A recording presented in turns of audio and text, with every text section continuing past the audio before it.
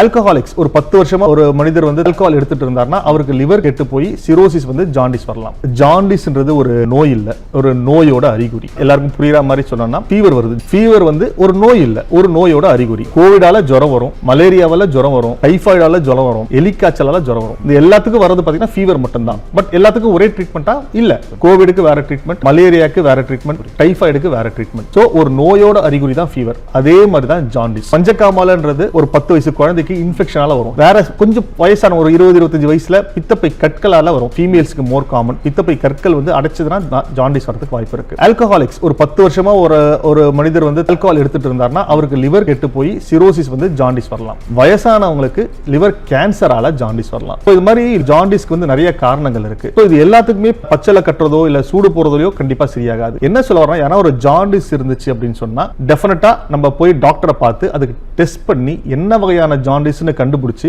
அதுக்கு ட்ரீட்மெண்ட் பண்றதா கரெக்ட் ஆகும். இதே நம்ம ஏர்லியா பண்ணாம லேட்டா பண்ணோம், மத்த எல்லாத்தையும் பண்ணிட்டு பண்ணோம்னா it can lead to many complications. நிறைய பேர் என்கிட்ட இன்னொரு கேக்குறாங்க, சார் ஜாண்டிஸ்னு வராங்க, பச்சளை கட்டினாலும் சூடு போட்டாலும் சரியாயிடுதுங்களே, அது எப்படி சார் அப்படின்னு கேக்குறாங்க. சின்ன குழந்தைங்களுக்கும் யங்ஸ்டர்ஸ்க்கும் வரது வந்து ஒரு 10-20 வயசு வரவங்களுக்கு இன்ஃபெக்ஷனால மஞ்சக்காமாலை வரும். இந்த இன்ஃபெக்ஷன்ல வந்து வைரல் இன்ஃபெக்ஷன் சொல்லுவோம். ஹெப்படைட்டிஸ் ஏ அண்ட் ஹெப்படைட்டிஸ் இ தான் ரொம்ப காமன். இந்த ரெண்டுத்துல வர மஞ்சக்காமாலமே செல்ஃப் லிமிட்டிங் டிசீஸ். அதாவது நீங்க சப்போர்ட்டிவ் ட்ரீட்மெண்ட், ஃபீவர் இருந்தா பாராசிட்டமால் கொடுத்துட்டு நல்ல ஆகாரமும் ஃப்ளூயிட்ஸும் கொடுத்தீங்கன்னா அந்த viral disease self limiting disease. 90% வர viral disease self limiting disease தான். சோ அதனால நம்ம எதிர்ப்பு சக்தியால தானாவே சரியாகும். சோ அந்த ஒரு விஷயத்தால தான் பேஷண்ட் சரியா வராங்க தவிர பச்சளை கட்டுறதாலேயோ சூடு போடுறதாலேயோ கண்டிப்பா சரியாகிறது இல்ல. பட் இது நிறைய நம்பிக்கையை உடைக்கிற மாதிரி இருக்கும். பட் இதுதான் சயின்டிபிக் fact. ஆல்கஹாலிக்ஸ் ஒரு 10 வருஷமா ஒரு மனிதர் வந்து ஆல்கஹால் எடுத்துட்டு இருந்தார்னா அவருக்கு லிவர் கெட்டு போய் சிரோசிஸ் வந்து ஜாண்டிஸ் வரலாம். ஜாண்டிஸ்ன்றது ஒரு நோய் இல்ல, ஒரு நோயோட அறிகுறி. எல்லாருக்கும் புரியுற மாதிரி சொன்னோம்னா ஃபீவர் வருது. ஃபீவர் வந்து ஒரு நோய் இல்ல, ஒரு நோயோட அறிகுறி. கோவிடால ஜுரம் வரும், மலேரியாவால ஜுரம் வரும், டைபாய்டால ஜுரம் வரும், எலிக்காய்ச்சலால ஜுரம் வரும். இந்த எல்லாத்துக்கும் வரது பாத்தீங்கன்னா ஃபீவர் மட்டும் தான். பட் எல்லாத்துக்கும் ஒரே ட்ரீட்மெண்டா